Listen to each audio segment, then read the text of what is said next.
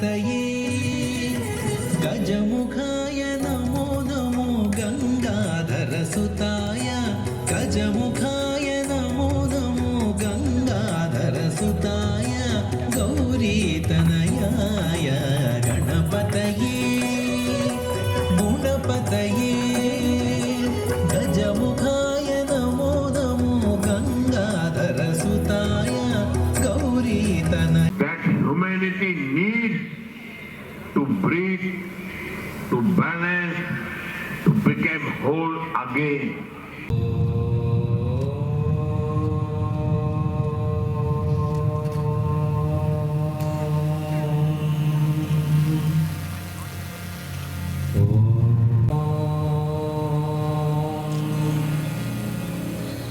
సంగజత్వం సంవదత్వం సాధారణ స్థితికి వస్తాము. శ్వాసను వదులుతూ మన యొక్క గడ్డాన్ని ఛాతీకి తగిలే ప్రయత్నం చేస్తాము. ఇలా 2 పర్యాలు చేద్దాము. శ్వాసను పీల్చుకుంటూ తలని వీలైనంత వరకు వెనక్కి కదిలించాలి. సౌకర్యవంతంగా మీ మరొక వైపు చేస్తాము. శ్వాసను పీల్చుకుంటూ సాధారణ స్థితికి వచ్చి మెడ శ్వాసను వదులుతూ ఎడమ వైపుకి తిప్పుతాము. మీ యొక్క ఎడమ భుజానికి భుజం గడ్డం సమాంతరంగా ఉండేటట్టు చూస్తాము.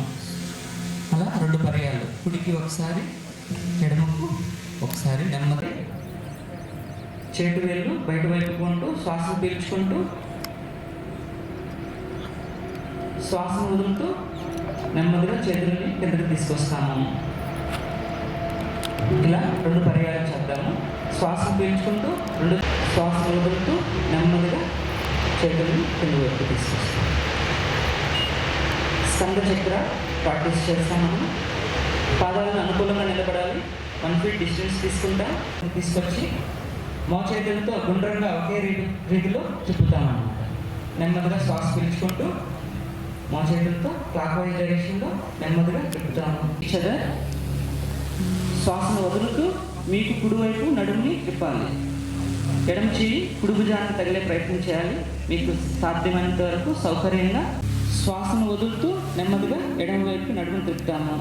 మీ చూపు ఎడమ చెయ్యి వైపు ఉండాలి. శ్వాసను లోపలికి పీల్చుకుంటూ సాధారణ స్థితికి ఇలా 2 పర్యాలు చేద్దాము. శ్వాసను వదులుతూ నెమ్మదిగా కుడివైపుకి వీలైనంత వరకు సౌకర్యంగా నడుముని తిప్పుతాము. శ్వాస పీల్చుకుంటూ సాధారణ వెన్నుపూస నిటారుగా ఉండాలి. యాంగిల్స్ స్ట్రెంథనింగ్ అవుతాయి. శ్వాసను పీల్చుకుంటూ సాధారణ స్థితికి వస్తాము. ఇంకొక పర్యాయం చేద్దాము. శ్వాసను వదులుతూ నెమ్మదిగా తలని వీపుని మీ యొక్క థైస్ ఎర్త్కి ప్యారలల్గా ఉండేట శ్వాసను నెమ్మదిగా వదులుతూ నెమ్మదిగా కాలు మెడలను యథాస్థితికి వచ్చి నెమ్మదిగా హ్యాండ్ పైన అలా ఉంచుకొని 2 చేతులని నమస్కార స్థితి వల్ల డైజెషన్ సిస్టమ్ అండ్ జీర్ణక్రియ అనేది చాలా చక్కగా జరుగుతుంది. ఎడమ మోకాల నుంచి కిందకి సాగతీస్తూ కుడి చేయి బొటన వేలుగా అరచేతి అలా గమనిస్తాము. ప్రశాంతంగా ఉంచుకోవాలి.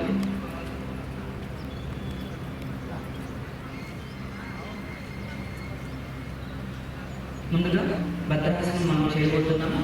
సంస్కృతంలో భద్ర అంటే శుభకరమైన శ్రేష్టమైనటువంటి అర్థము. ఈ ఆసనం చేయడం ద్వారా శరీరానికి అందరినీ సౌకర్యవంతంగా బ్లడ్ సర్క్యులేషన్ బాగా జరుగుతుంది. ఎస్పెషల్లీ థై మజిల్స్ నీ ప్రాబ్లమ్స్ ఉన్నప్పుడు మీరు ఎవరైనా సీరియస్ నీ ప్రాబ్లమ్ తర్వాత 2 చేతులతో 2 కాళ్ళు క్లోజ్ చేసేస్తాం, ఇంటర్లాక్ చేసేస్తాం. మీ వీపు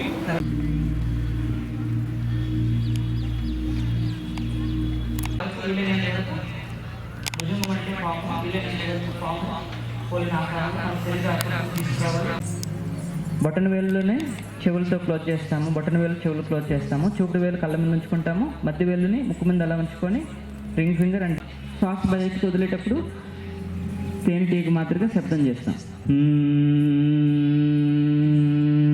చైతన్యం అవుతున్నట్లు భావన చెందుతాము.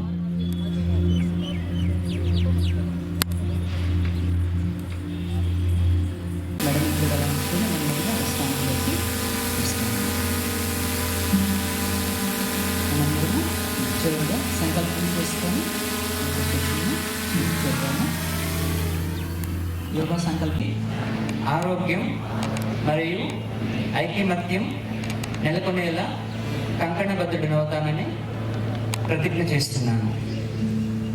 చివరిగా శాంతి మంత్రాన్ని నమస్కార స్థితిలోకి తీసుకొని వస్తాము. కళ్ళు మూసుకుంటాము. భవంతు సుఖినః సర్వే సంతు నిరామయః సర్వే భద్రాణి పశ్యంతు మా కచ్చిత్ దుఃఖభాగ్ భవేత్.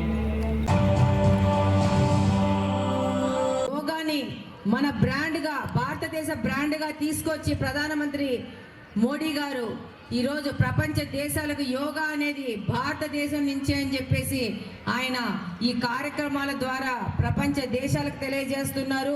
దాంతోపాటు ప్రతి ఒక్క సంవత్సరం ఈ యోగా దినాన్ని జరుపుకుంటూ ప్రజల యొక్క ఆరోగ్యాలు ప్రభుత్వాలకు ఎంత ముఖ్యమో అనేది ఈరోజు ప్రభుత్వాలు తెలియజేస్తూ ఉన్నాయి.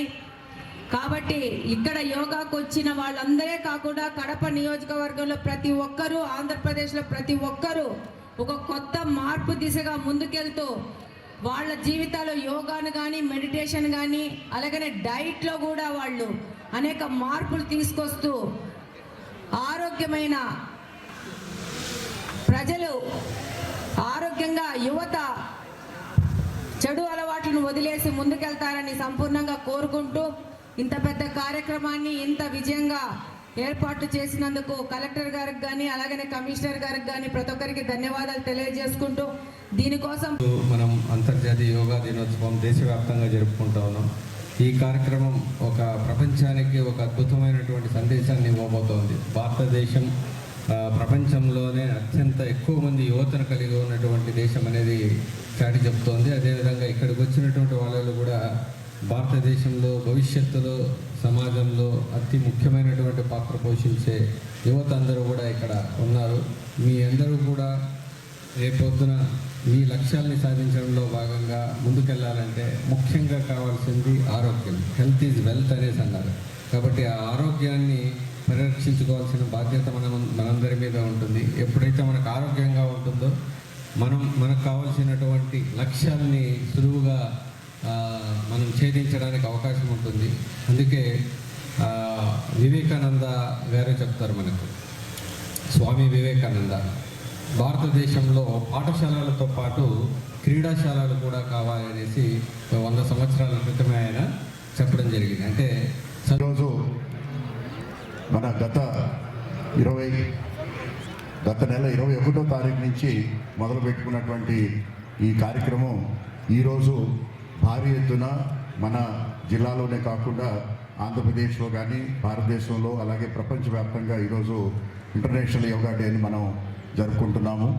అలాగే మన జిల్లా వరకు సుమారుగా 9,95,000 మంది ప్రజలు ఈ కార్యక్రమానికి రిజిస్టర్ చేసుకున్నారు.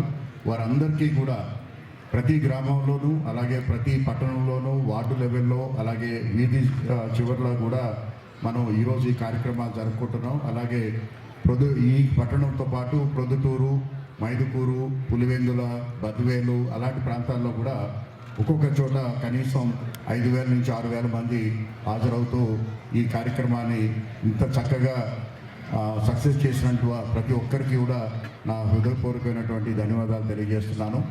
ఈరోజు ప్రజలందరూ కూడా ఒకటి గుర్తుపెట్టుకోవాలి, ప్రభుత్వం యొక్క ముఖ్య ఉద్దేశం ప్రజలందరూ కూడా ఆనందంగా ఉండాలి, ఆరోగ్యంగా ఉండాలి, అలాగే అభివృద్ధి చెందాలనేటువంటి ముఖ్య ఉద్దేశంతో గౌరవ ముఖ్యమంత్రి గారు శ్రీ నారా చంద్రబాబు నాయుడు గారు ఈ యోగాంధ్ర కార్యక్రమాన్ని నెల రోజుల క్రితం మొదలుపెట్టున్నారు. ఎందుకంటే మనం మన దైనందిక జీవితంలో ఉన్నటువంటి ఒత్తిళ్లు కానివ్వండి, లేకపోతే సాధించాలన్నటువంటి ఆశయాలకి మనం పూర్తిగా లొంగుబాటు అయ్యి మన పైన, మన ఆరోగ్యం పైన, మన కుటుంబ ఆరోగ్యం పైన మనం పూర్తిగా నిర్లక్ష్యం వహిస్తున్నటువంటి సందర్భంలో ఆరోగ్యం గురించి అందరికీ కూడా ఒక ఆలోచన చేసే విధంగా ఈ యోగాంధ్రం తీర్చిదిద్దడమే కాకుండా ఒక రూపాయి ఖర్చు లేకుండా కుటుంబంలోనే ఉన్నటువంటి అందరికీ కూడా అంటే 3 నెలల పిల్లవాడి దగ్గర నుంచి 100 సంవత్సరాలు నిండినటువంటి వృద్ధుల వరకు కూడా ఎటువంటి ఖర్చు లేకుండా కుటుంబం అంతా కలిసి ప్రతిరోజు ఒక అరగంట నుంచి 40 నిమిషాల పాటు పాటించి వారి పూర్తిగా ఆరోగ్యాన్ని సాధించడంతో పాటు ఈ యోగా అనేది 2-3 ముఖ్యమైనటువంటి అంశాలు మనకి నేర్పిస్తుంది. ఒకటి క్రమశిక్షణ. మీరు ఎక్కడైనా కూడా గమనించుకోవచ్చు, ఎవరైతే యోగా ప్రాక్టీస్ చేస్తుంటారో వాళ్ళు అత్యంత నిబద్ధతతో ఉంటారు, అదేవిధంగా క్రమశిక్షణతో ఉంటారు.